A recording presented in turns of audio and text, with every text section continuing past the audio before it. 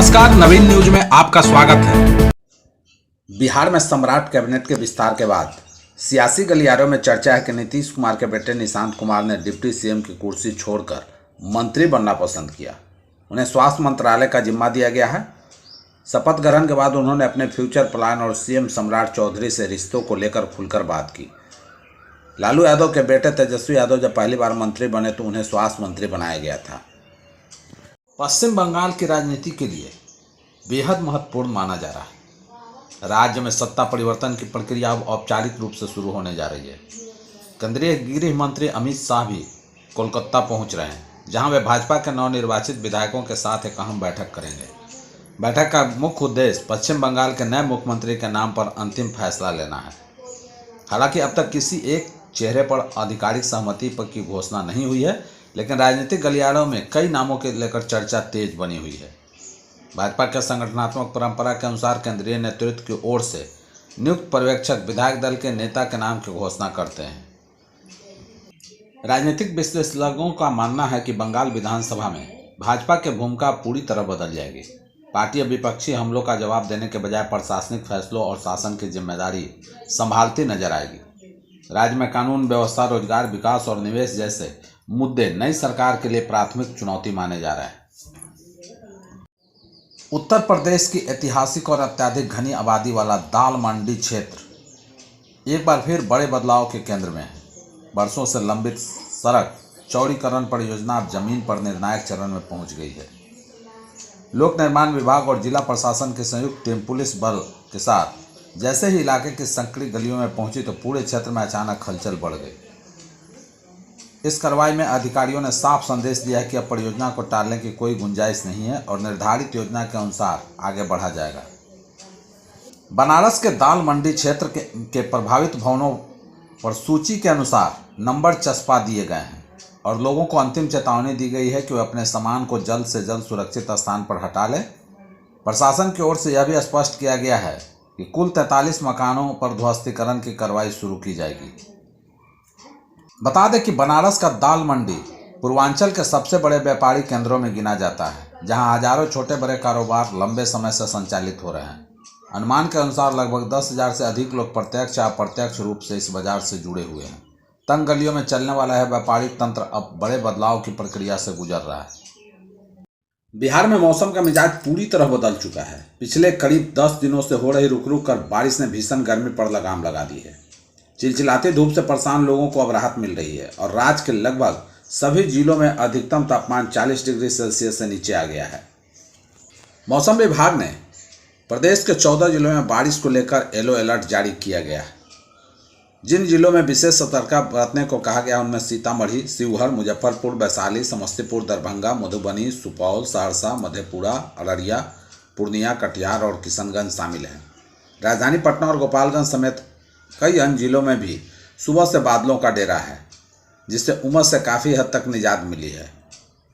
मौसम वैज्ञानिकों के अनुसार राज्य में वर्तमान में प्री मानसून गतिविधियां काफ़ी सक्रिय है। बंगाल की खाड़ी से लगातार आ रही नमी और पश्चिमी विक्षोभ के संयुक्त प्रभाव के कारण यह मौसमी बदलाव देखा जा रहा है।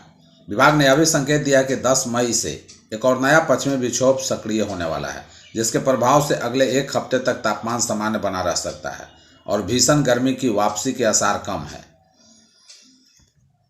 राजधानी पटना की बात करें तो यहाँ का भी मौसम सुहावना बना रहने की उम्मीद है। पटना का अधिकतम तापमान 35 से 36 डिग्री सेल्सियस बीच रहने का अनुमान है। वहीं न्यूनतम तापमान 24 से 25 डिग्री के आसपास रह सकता है। शाम या रात के समय शहर में तेज हवाओं के साथ हल्की बारिश हो सकती है, जिससे रात का मौसम और ठंडा हो जाएगा।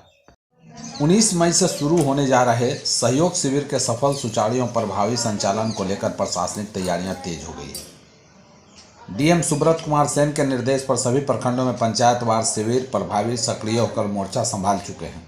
इसका उद्देश्य अधिक से अधिक आम नागरिकों को शिविर से लाभान्वित कर उनके समस्याओं को त्वरित समाधान सुनिश्चित करना है। इसी क्रम में विभिन्न प्रखंडों के बड़े अधिकारियों ने अपने अपने क्षेत्रों का भ्रमण कर प्रखंड या पंचायत स्तरीय अधिकारी कर्मियों के साथ बैठक की। साथ ही पंचायत प्रतिनिधियों के साथ समन्वय स्थापित कर शिविर को लेकर व्यापक रणनीति बनाई गई। अधिकारियों द्वारा पंचायत में जाकर लोगों को शिविर के तिथि, स्थल तथा आवेदन प्रक्रिया की जानकारी दी जा रही है, ताकि आधिकारिक लोग अपनी शिकायतें और समस्या प्रशासन के समक्ष रख सके। वस्तुतः सहयोग शिविर का मुख्य उद्देश्य आम नागरिकों को सरकारी कार्यालयों के चक्कर से राहत दिलाते हुए पंचायत स्तर पर ही समयबद्ध सेवाएं उपलब्ध कराना है। जिलाधिकारी के निर्देश पर अधिकारियों ने निर्धारित पंचायतों का भ्रमण कर कैंप मोड में आवेदन संग्रह का कार्य शुरू कर दिए हैं।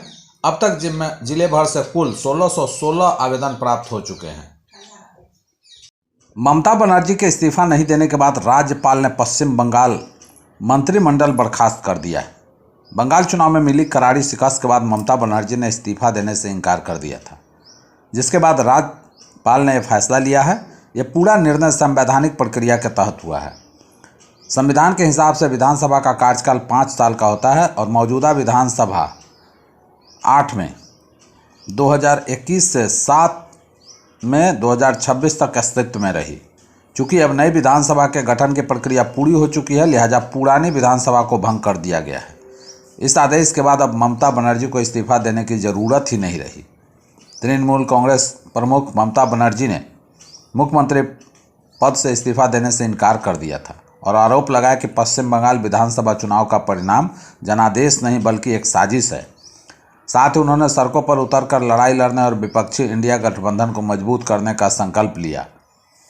ममता बनर्जी ने यह भी आरोप लगाया कि तृणमूल कांग्रेस ने बीजेपी के खिलाफ चुनाव नहीं लड़ा, बल्कि उनकी लड़ाई चुनाव आयोग से थी, जिसने बीजेपी के लिए काम किया। उन्होंने कहा कि मेरे इस्तीफे का सवाल ही नहीं उठता, क्योंकि हमारी हार जनता के जनादेश से नहीं बल्कि एक साजिश के तहत हुई है।